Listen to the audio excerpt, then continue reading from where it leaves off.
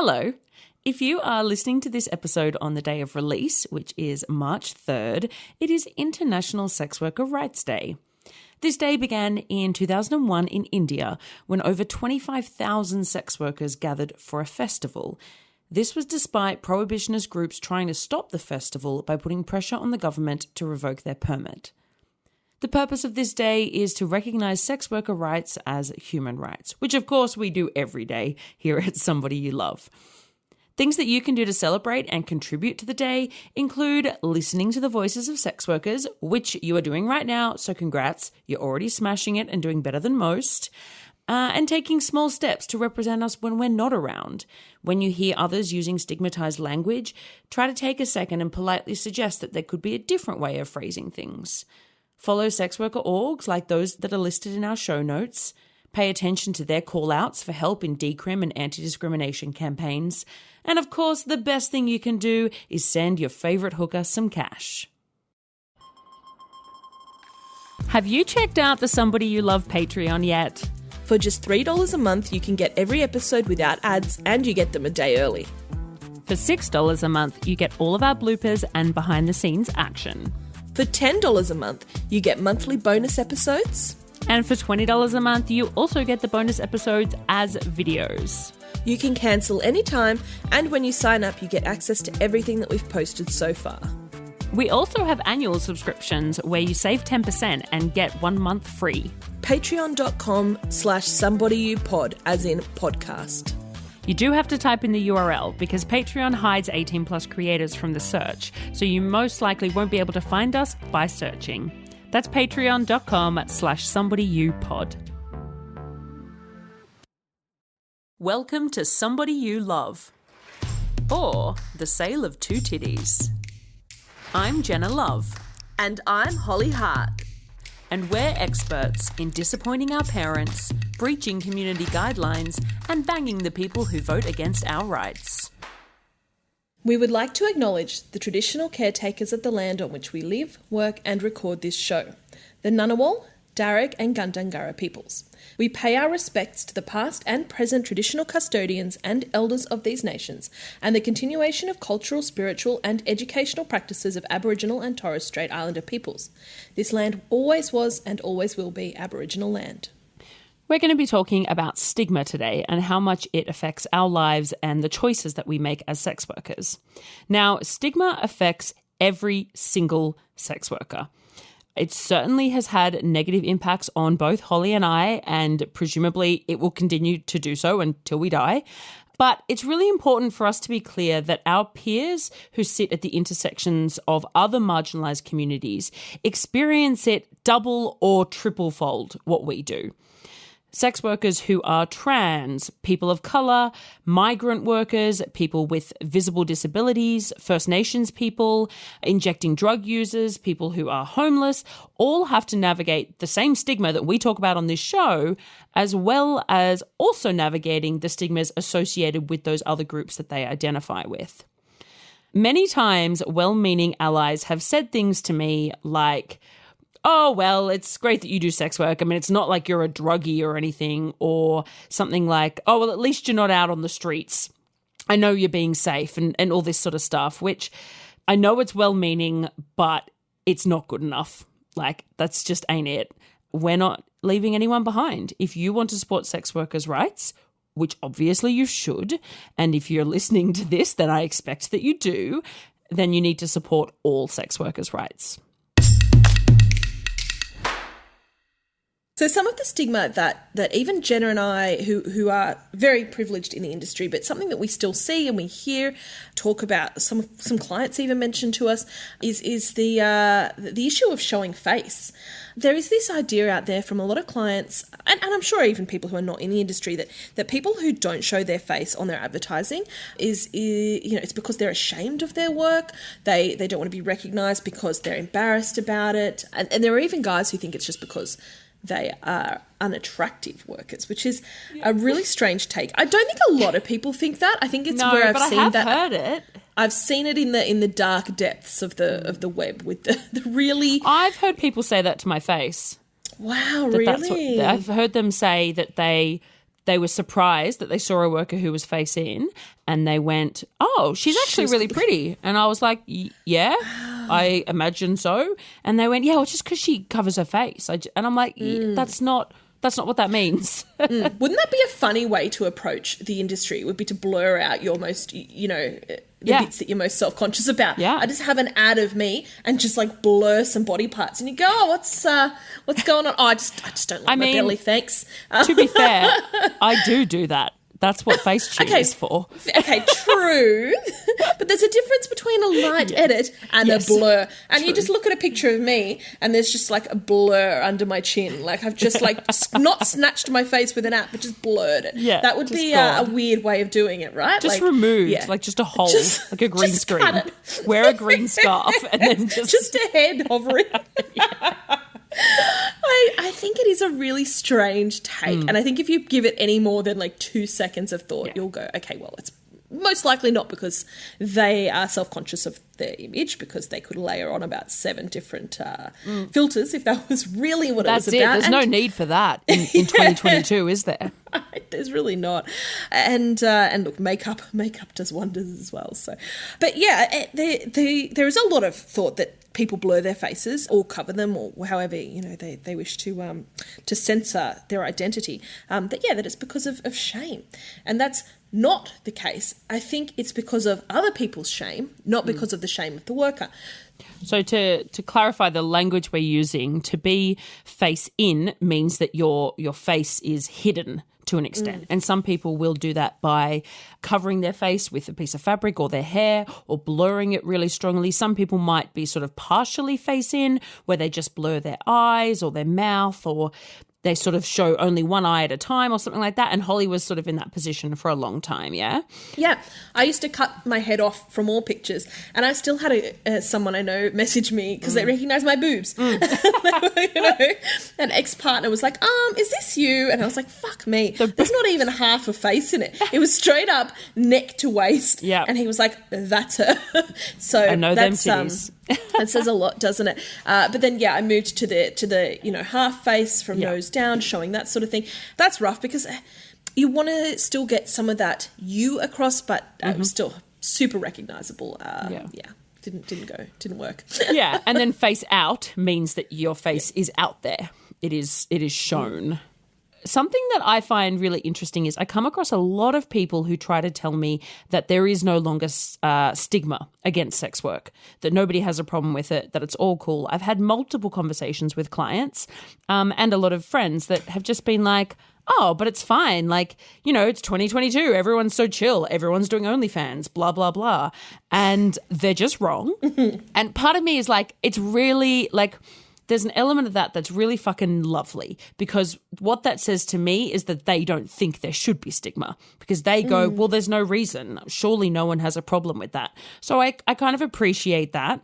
But then it's also not entirely unusual for someone who has said that to me to then reveal some actually kind of stigmatized attitudes later on as well, which, you and I, we never hold that against anyone, right? No. Like we all have work that we've got to do, right? Yeah, we've all got a learning. And you don't wake up being woke. You don't wake up knowing all the things and being the perfect person. Yeah, it's a journey. And sometimes it's appropriate to say all those views, and sometimes you just let it slide in the moment, and that's something that we grow down the track. So whether or not people have the perfect takes all the time, the fact that they care or that they want to be supportive is a massive start. And but it's pretty funny when people go, no, there is no stigma, and then proceed to to say something like, well, I don't think of you as a prostitute. And you're like, oh well, you go, that's the opposite. Yeah, but okay.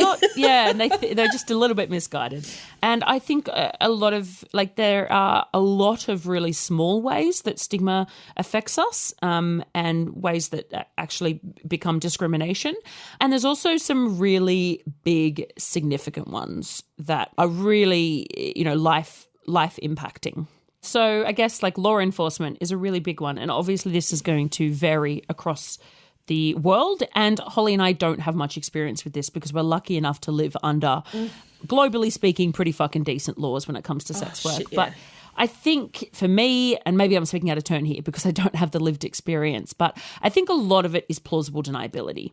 Because if you get arrested or you're, being looked at by the cops or whatever, if they can then pull up an ad of yours and there's a photograph of you and you're right there next to them, I mean, it's pretty difficult to sort of get out of that one. So it's not that, not showing your face means that you're going to be safe from any of those consequences, but it's that element of plausible deniability. It's that element of being like, no, that's just another woman. She went to the same boob surgeon, I guess. Yeah, could possibly be me. Yeah, but obviously that's a really, for people working in areas where sex work is criminalised, or even in areas where it's legalised, quote unquote, which, as we know, if we've all been listening to the show, really is a form of partial criminalisation, then I totally get not wanting to have your face out there like a big billboard saying, hey, come arrest me.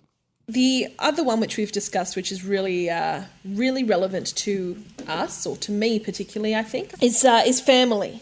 So that was the primary factor why I stayed face-in for so long. There were other contributing factors, but the biggest one really was family. My mother in particular really hates my association with sex work.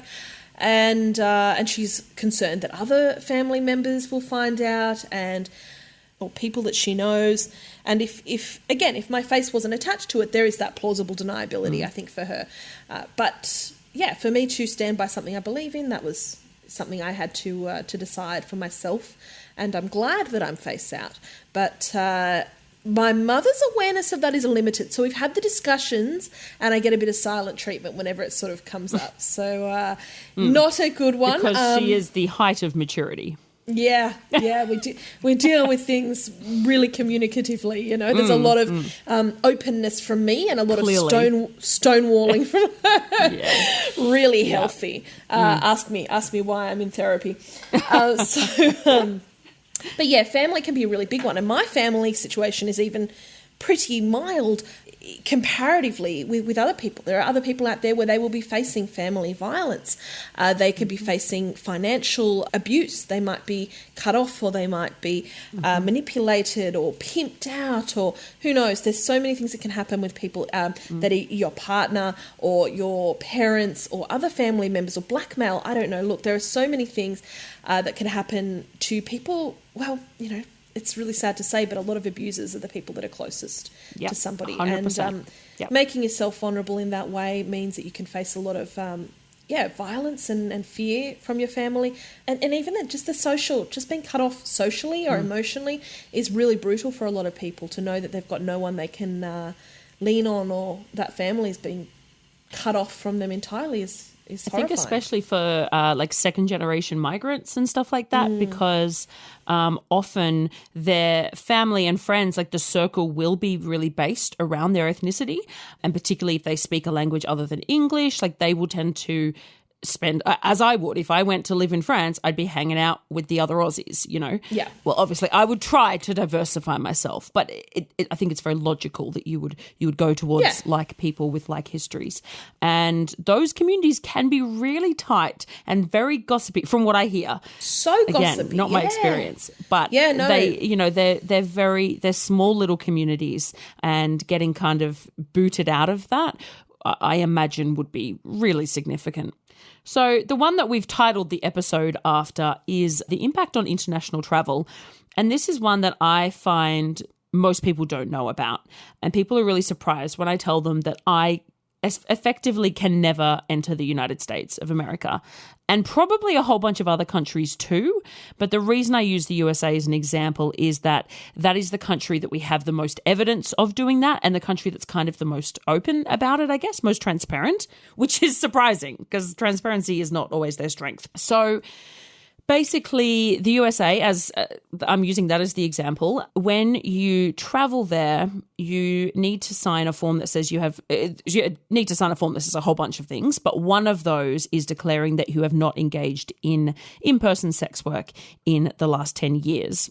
And people will say, sure, well, maybe just lie, which is cool until your face is on the internet, because We have facial recognition software in this world, and it's pretty fucking good. And the USA loves it, like many countries do. So if I were to go there and say, yep, no, I've never done it, they're going to be like, no, but you're Jenna Love. Like, we know you have.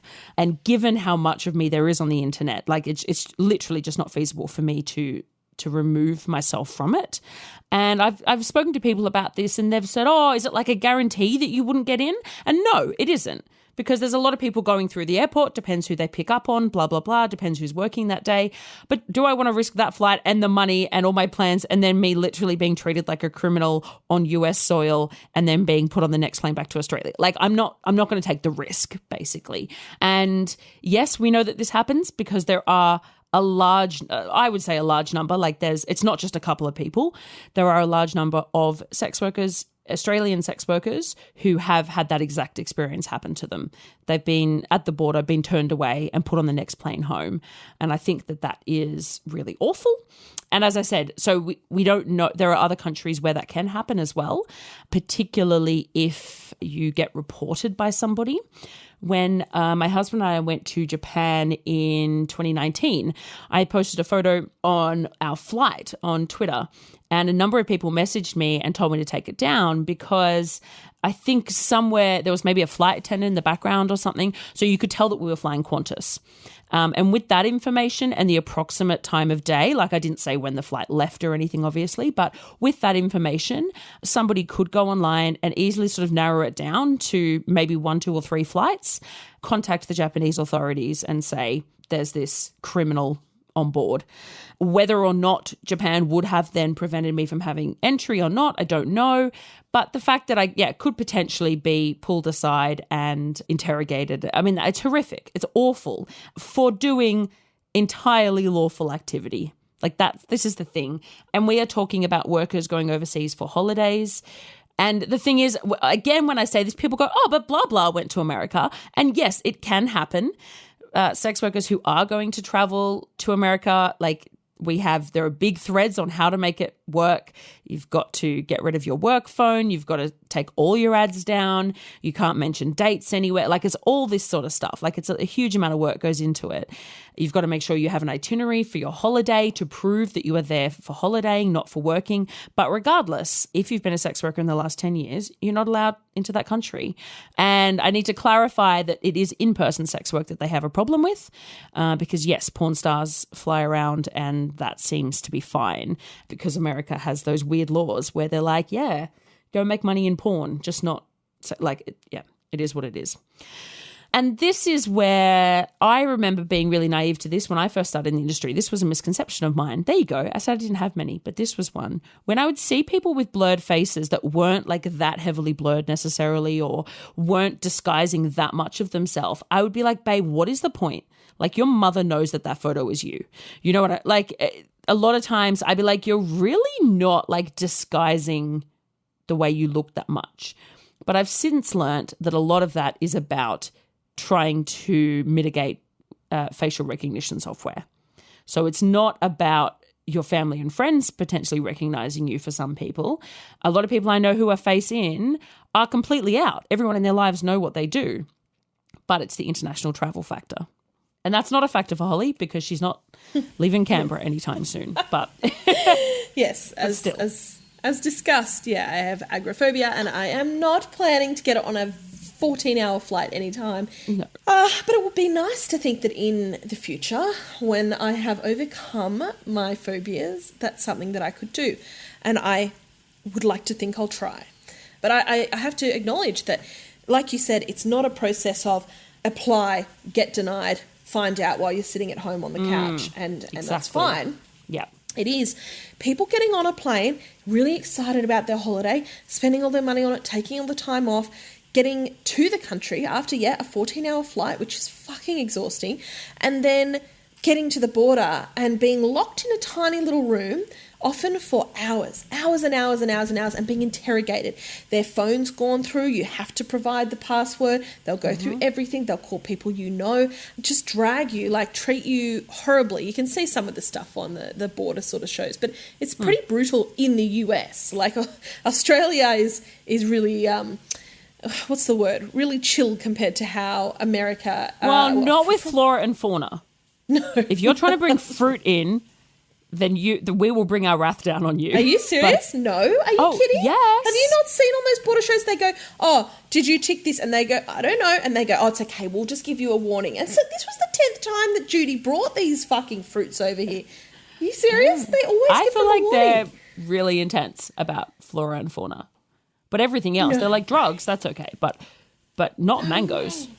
No, they always just give them a warning. You're like, come down on them. And they always, I don't know. Anyway, write in, comment, guys. Tell us on our, what do you think? Do you think we're hard or not hard enough?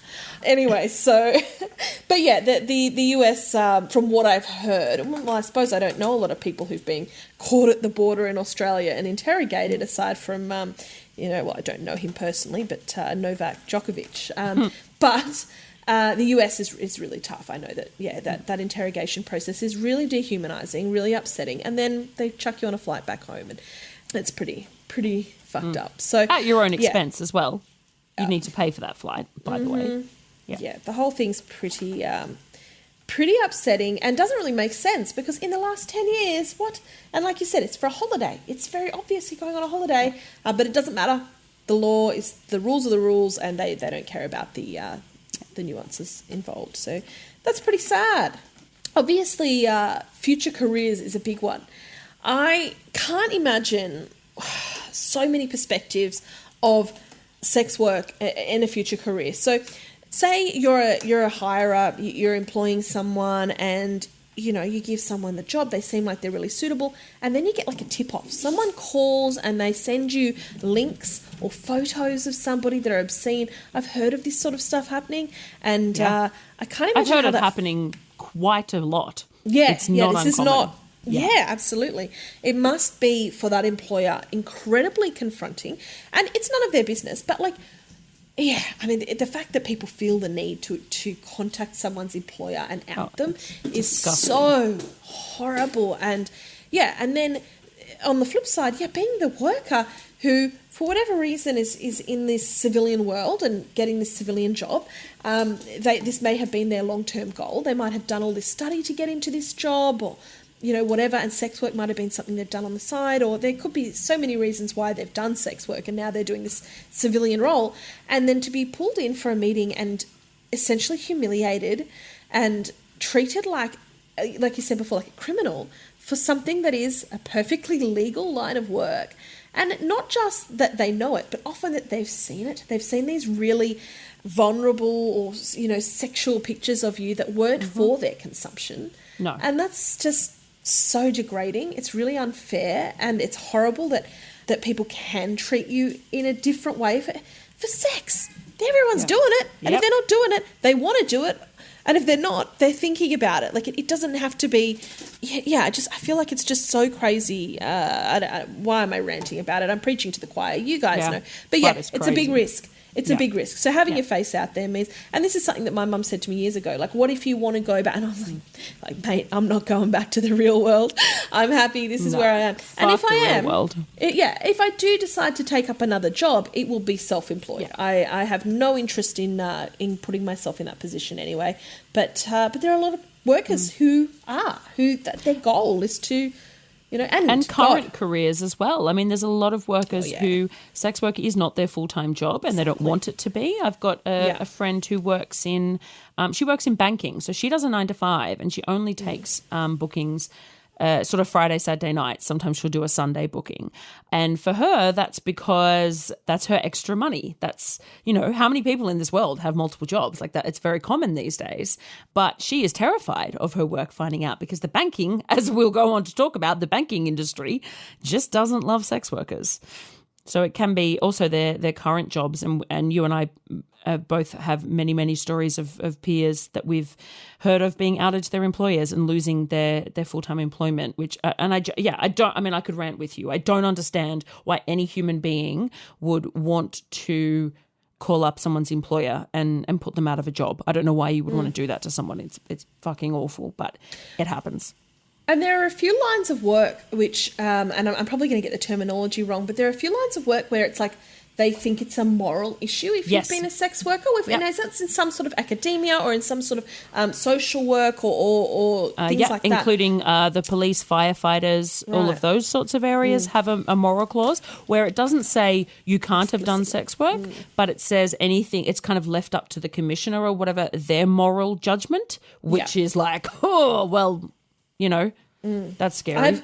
I have a friend who is a lawyer, and I know she's may or may not have dabbled. Look, it's one of those things where what is sex work? And we talked about that in the decream episode. There are a lot of grey areas where sex work sort of is. But I think that's another one. I think when you pass the bar, you have to pass all the moral clauses as well. So, which is fine. You should have Teaching to generally is another big one. Teaching. Yeah, you should have to be a moral person to do certain jobs. But equating sexuality with morality is let's not. That's the problem. A really significant one that, again, will never affect Holly and I unless, well, it could in terms of our animals, but is custody disputes. It's I've heard many, many stories of sex work being raised in custody disputes and it being used as a way of showing that somebody is an unfit parent, which, as we talked about in a very early episode of ours, Somebody You Love is a MILF with Charlie Swinton, is ridiculous. I know so many sex workers who have kids and it does so many wonderful things with them, like flexible hours, more time to spend with their kids, able to take time off work if the kid's ill and all this sort of stuff.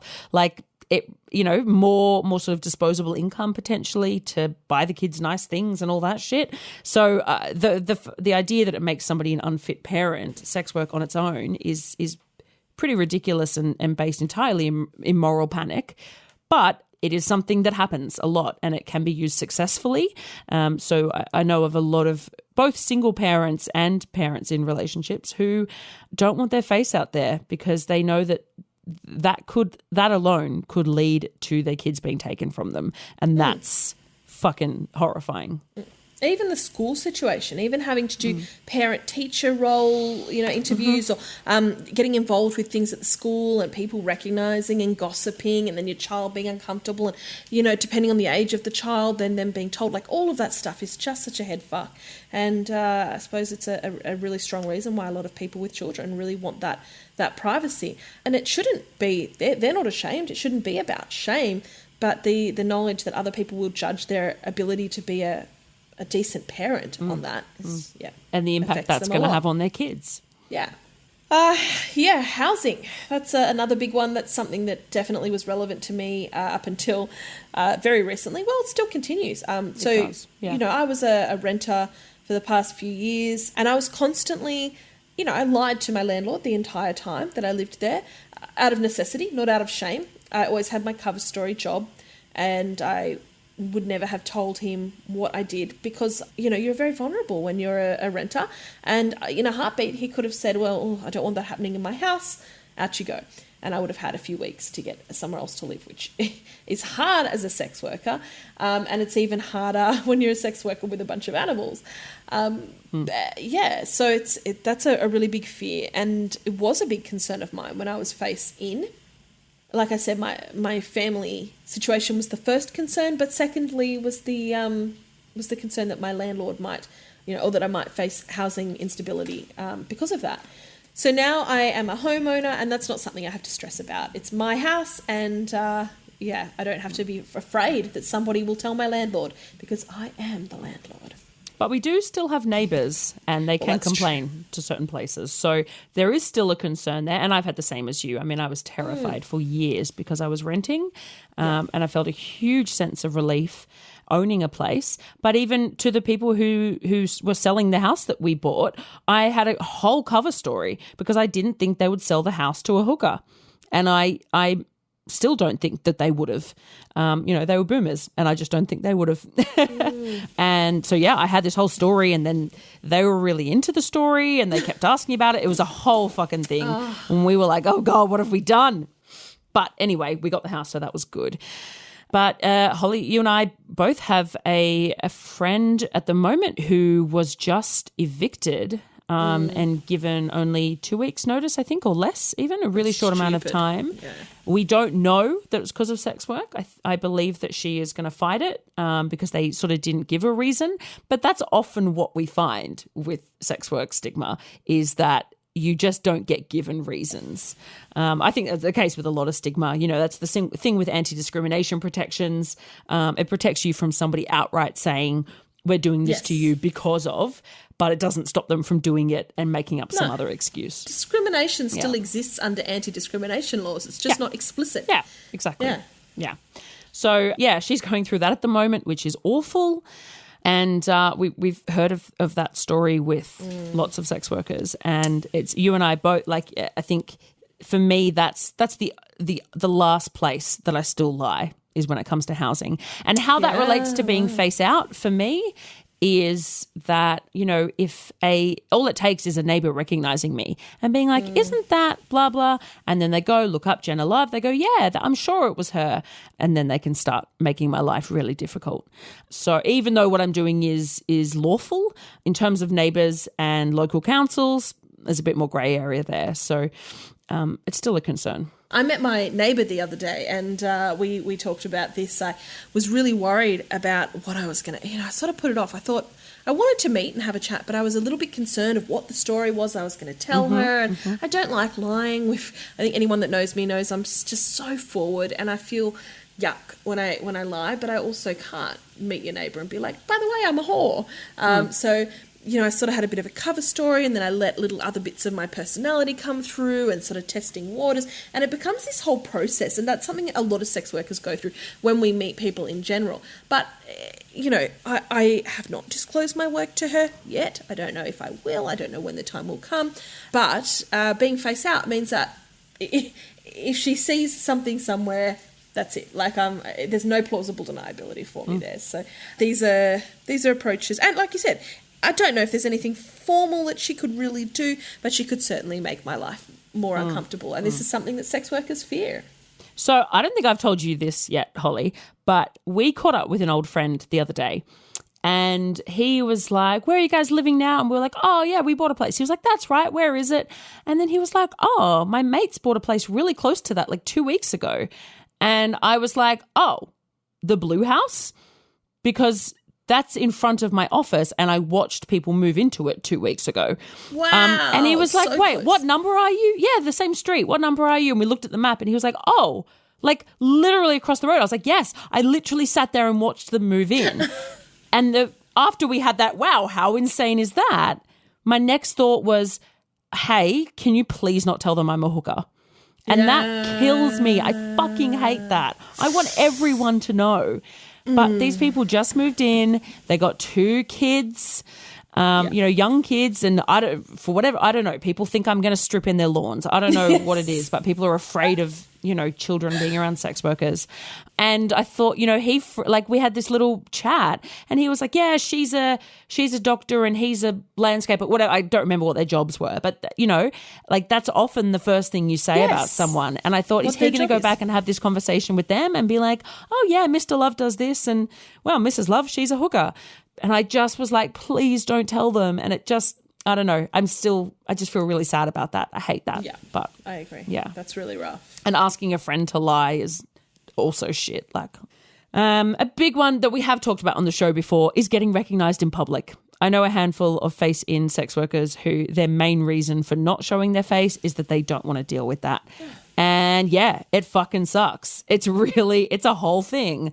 First of all, often when you get recognised in public, 9 times out of 10, you will be wearing track pants and no bra, and your hair will be greasy.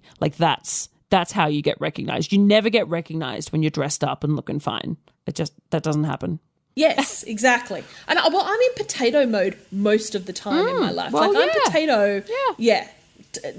9 times out of 10. So there's that part of it, but then there's also the messages that come afterwards inevitably. Well, not inevitably. I guess I don't know about the ones that haven't messaged me, but it's oh, you looked really hot at Coles, and you're like, oh my God, kill me. Fucking kill me. Yeah. I hadn't brushed my hair. I had my titty, no bra. I was there with my nipples family. That's a big one for me. Every time I get one of those messages, Mr. Love's like, oh God, because he's usually with me. We do the groceries together. And he's like, oh, someone was looking at me going, oh, that's her husband. And like, it's just... He hadn't done his hair that day. No. Yeah. He's bald, for anyone that doesn't get the joke that just happened, that tried to happen. It happened. I think it was a success. Okay. Yeah, it is. It's a really unsettling feeling. It's okay if it's a super regular client and I know totally. they live nearby and I'm at the local. Like, that's cool. Different, you know, I had one of my clients once who sent a message and he said, oh, I think I just saw you at Woolworths. You were asking the attendant if they had any more Coke, no sugar. And I thought, that's you. And I was like, that's me. And that was really cute. That was a rag and it was not an issue. But I've seen the ones where, and I don't think I've gotten any, but I know a lot of people who have, who's gotten from strangers, like, I just saw you at XYZ shop. You looked so good. And then there's like dudes on the internet who are like, it was a compliment. Don't be so, what? It's not. Yeah, but they're the same creepy. dudes that say wolf whistles from the construction workers are compliments, you know. And then there is, like I said, I haven't received those messages, but I know that I have been places in Canberra, and again, I'm a potato, so I'll be in tracksuit pants, probably no bra, probably no makeup, hair a mess because my hair just naturally is chaotic as it is, and somebody's seen me and gone, that's Holly Hart. I bet you it's happened heaps of times. Not that I don't think I'm a fucking celebrity, but I bet you people have gone, oh, that's that girl, that's the one, and just not said anything. So yeah, not being face out gives you that opportunity to be able to be anonymous in public, which is really nice. You can be a potato. Or at least sort of say, like, even if you have long red hair, which people remember, you could at least say, oh, no, must have been someone else. Yeah. There is a massive amount of banking discrimination that occurs. I think we're looking at getting this wonderful worker on to have a chat with us about that, aren't we? That's an episode that we have coming up. But there have been a few workers who've been looking a lot into the specific details of this and getting a lot of anecdotal stories from people who have been discriminated against by banks. There are banks who will shut down your account if they suspect that you're a sex worker. They will shut off business accounts. There are, in fact, I even know that there's one at the moment who won't take cash deposits. Yep. So if you're depositing, it doesn't. You could be creating resin art. You could be, I don't know. You could be making... My parents had a retail business for 20 years, and every Friday we would go and deposit any cash earnings. Banking. And I do the same thing to this day with my business. On Fridays, I go and deposit my cash earnings. That's how I grew up knowing about business. Yeah, I go and put my thing in every fortnight. I go and do my banking. Yep. So I'm like, what? How the fuck? What do you mean you won't accept cash? If you want to get a merchant facility, that can be incredibly hard, particularly for brothels. So if you want to have like an FPOS or credit card reader, that can be, if they find out what your actual job is, they can cancel it. Yeah. A lot of the sex workplaces... I haven't been allowed to get merchant facilities. Yeah. A lot of the places that I was at, the brothels, we had to have it as a bar. And so then that would, just things like that. Yeah, right. But then in certain jurisdictions, it's illegal to serve alcohol at brothels. So... Yeah. Oh, yeah. Yeah. You know... Yeah. You have to have a liquor license at the ones in the ACT, and that's incredibly hard and expensive to get a liquor license. Of course it is. It's a whole thing. Yep. Anyway, so there are so many things that make our lives difficult with banking. Fortunately, just for those listening who might find it relevant, I did get my mortgage through ANZ as an out sex worker, and they raised no flags about it. So that's really nice, and hopefully... That steers. I'm not at all going to say ANZ has never discriminated against a sex worker. No. I don't know. We can't say that about any cases. Yeah, no way. I don't know, but I know at least one or two other sex workers who've gotten their mortgage through ANZ. So if that helps someone out there, that's my little tip. In terms of looking at like ethically investing into things, as far as I know, I'm yet to come across, and at least in Australia, a single bank that doesn't list being anti-pornography as a marker of their ethical investment strategy. So if you're looking for like ethical investments, which a lot of sex workers are, because a lot of us are pretty lefty and stuff, unfortunately, I don't think you'll come across a single bank that doesn't have, that does ethical investment and doesn't have anti-pornography as a component of that. Which is shitty. But yeah, I mean, I'm face out, and I walked into my bank to open my account. They know my work name. They know that I'm under the prostitution tax code, all of that, and it was all fine. But I know of other workers with the same bank who have been denied bank accounts. which just, I mean, that's the thing with banks. It fucking depends what teller you get, it seems. Yes. It's so varied. And if I were to open an account under something else, again, having my face out means that if somebody in the bank recognizes me, they're going to go, nope, that's a hooker. Like, that's the thing. So I've been quite privileged in terms of banking so far. And I also got a home loan being an out sex worker. But the caveat to that is that my husband was also, he's also on the mortgage, and he is not a sex worker. So I think that's a real privilege that I have. But it's amazing to hear that you on your own were able to get that. Yeah, I was really stoked. But again, we don't know what interest rates we've then had hoiked up our, Well, it's true, but mine's reasonably good. But I do feel like I do have a slightly higher interest rate than some other people. And I feel like that's probably more because I'm self-employed than it is because I'm a sex worker. I'm going to give a little bit of benefit of the doubt there and say, but still, my interest rate is, I think, very reasonable. I was not expecting to get what I got for a hooker. It's like I thought they were going to make it really, really difficult for me. So I'm super grateful. I had a meeting with a financial advisor about 3 years ago. And as soon as I sat down at the table and told him that I was a sex worker, he got all flustered. He started launching into these speeches. And I was like, okay, what you're telling me right now, I already know how to do. I know how to run my business. I'm asking you specific advice on these 3 things. And then he launched back into his speeches and was doing this. And I think he just got caught in a loop. Like, he was so shocked and awkward about the work that he just kept reading out scripts from his brain. And I was like, stop. I know how to do this. I understand.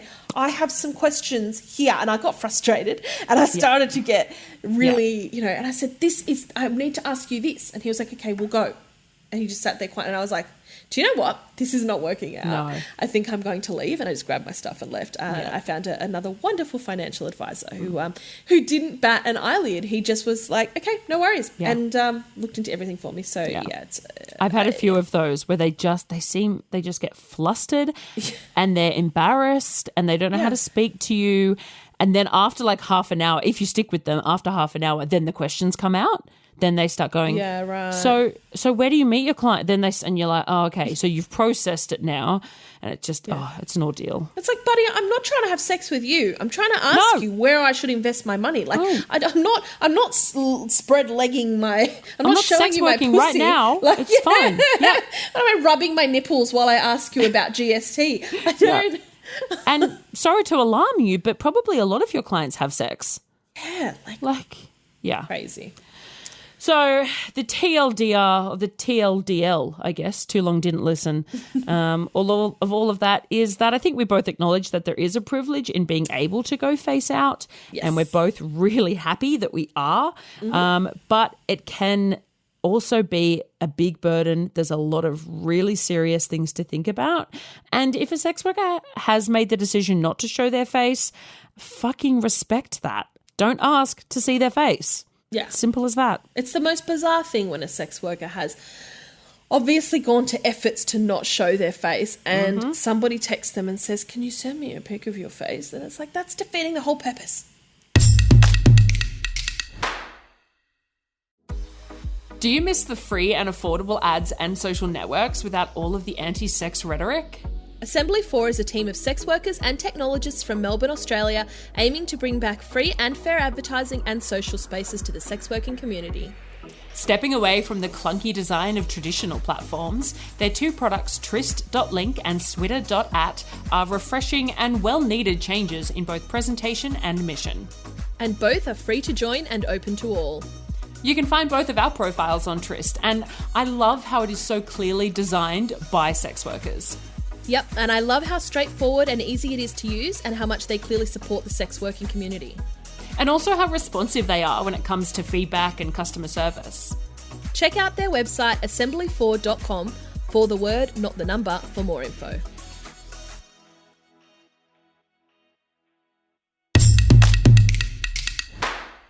For shit people say this week, I have an in-person shit that was said. Yeah, that works. I'm going to go with that. We'll stick with it. Okay. Which I don't think we do too much of that. Because a lot of the time people say shit things on the internet, right? Because there's that level of anonymity and distance. But anyway, this one was in person. So it's a bit of a story. This was a client that I had been seeing for a few years, and generally I think he would book an hour. And at some point in, I think it was 2020, he booked 2 hours, and he'd always been a fine client. But then that time we had more time, and we had more time to get to know each other. And all of a sudden for me, he was not a fine client. So he said all sorts of things. I mean, one of them was that he said, Trump is the best thing that had ever happened to America, and that it was the best thing that had happened to like certain countries in the Middle East and stuff. And like that alone is not enough for me to cut off a client. Like I just, whatever. Obviously I don't agree, but that's fine. But then he went through this thing and he was like, no, like, let me show you. And he said to me, put yourself in the shoes of an average American. What do you want? And I was like, okay, I want basic human rights for everyone.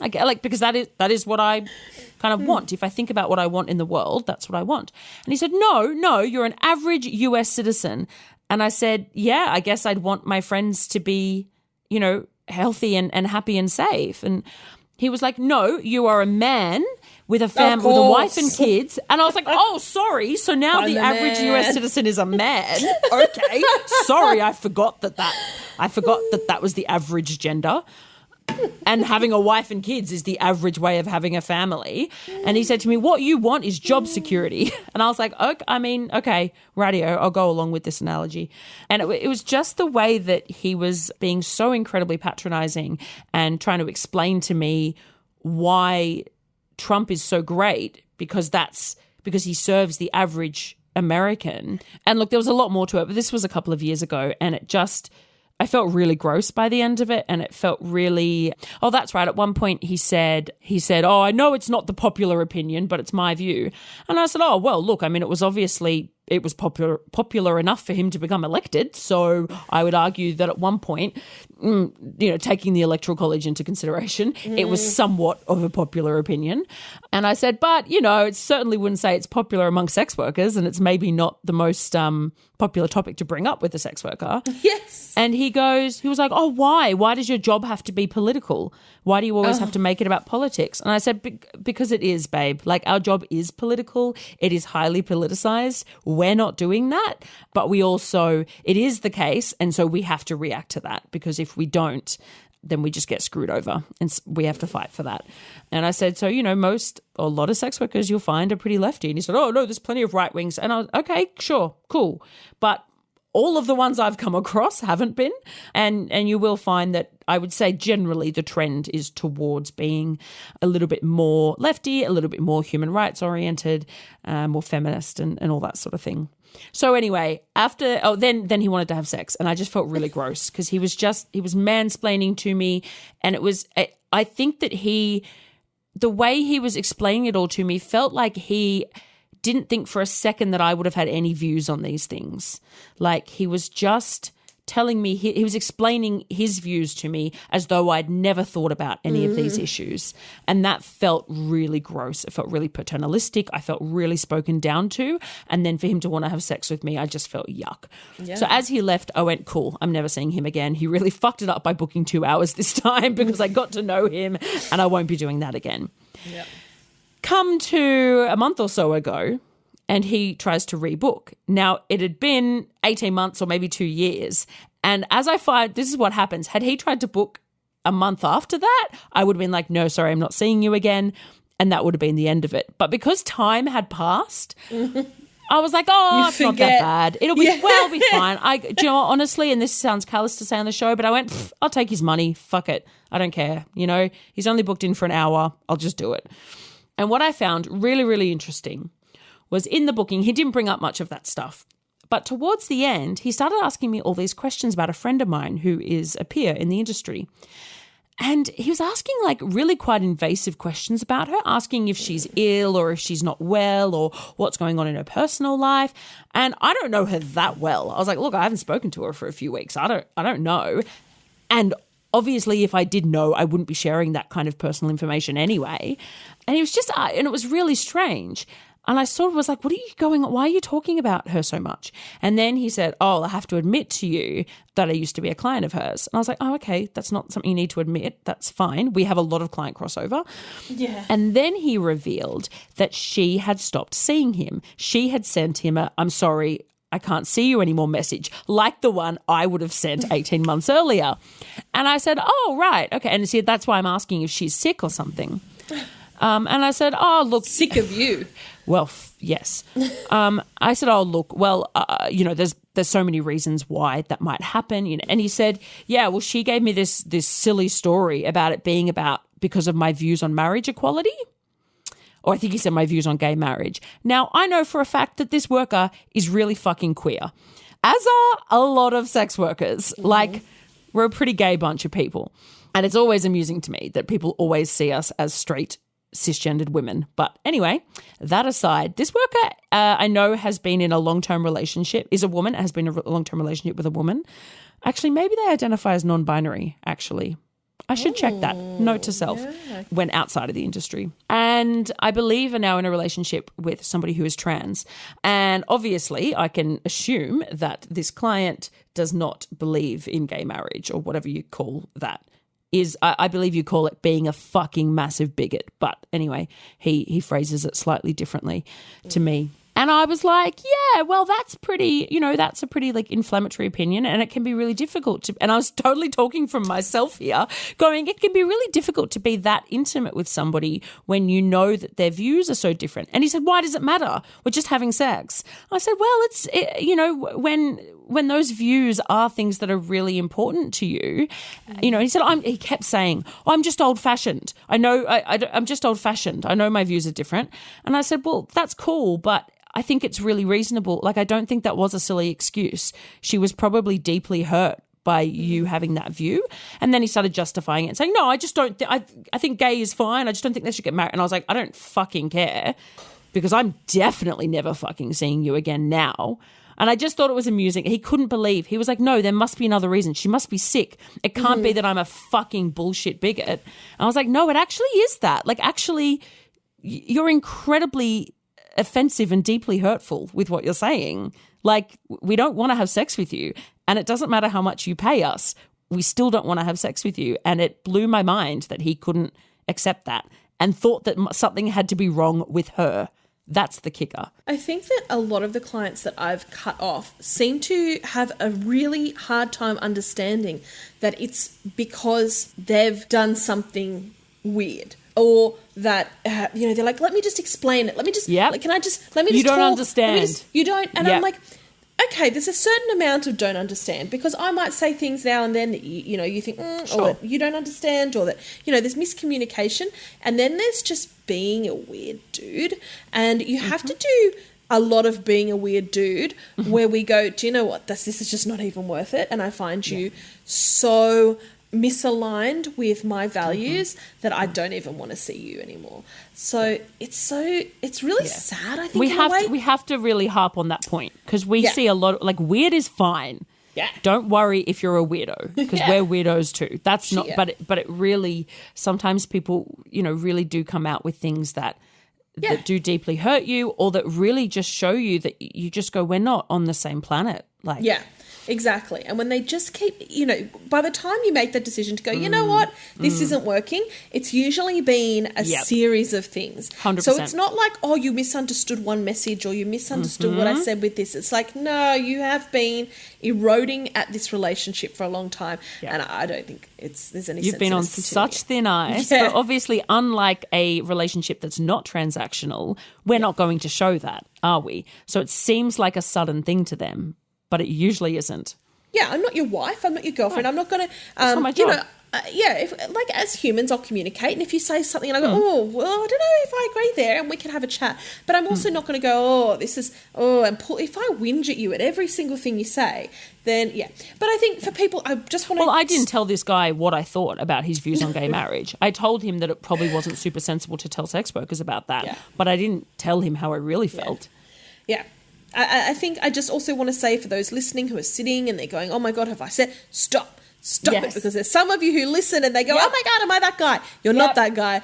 We're talking about people who say things like, who make Nazi statements, who say they don't believe in marriage equality. Or who have swastikas tattooed on them. Yes. We're talking about people who, who say things that belittle women or put down or, do weird controlling things to us. That's a very... Or talk about violence a lot or just things that alarm us. Yeah. So the vast majority of people listening, it's not your little dumb joke that you think maybe didn't go down well. No. It's not your weird personality quirks. We love them. We've got them. We all have. We like a little bit of cheek and playfulness. But when you have some fundamentally controversial views, particularly as you said, when a lot of sex workers are pretty lefty. Yeah. When you tell someone you don't think they deserve the same rights as another person, I don't know how that's going to get them I don't know aroused. how you expect them to, I don't know what you're thinking the outcome's going to be there. Maybe a few more years he'll get in touch. Yeah. He's going to blow it now that she recently said no to him. And now I'm going to be like, it's the marriage equality thing, dude. Maybe stop being a fucking asshole. I always wonder, because I know a bunch of people have cut off the guy that I have a restraining order on, and I wonder, and I know that he thinks that it's like I know he's said to a few people in the industry, has Holly put you? What? Yeah. No, you just keep fucking things up. You keep doing weird shit. Maybe if you stop doing weird things. There's no conspiracy here, babe. No, the common thread is you. Yeah. I wonder if there's any self-reflection or if they just will continue to think, well, maybe Jenna got sick as well. Mr. Love often says, if you smell dog shit everywhere you go, check your own shoes. And I think that is pretty fucking spot on. We would like to thank our sexy patrons. Our new generous somebody is Mr. Money. Our even more generous somebodies are Timmy, Andrew, Adam Smith, Lachlan, Sub London, Miss Billy, Nora Knightley, Leslie, Scott Watson, Andrew, our secret admirer, Margaret, Wheezy, Ellen, Liam, Fritzia Tits, Catherine, Mr. E, Scott C, Simon, Skippy and FN.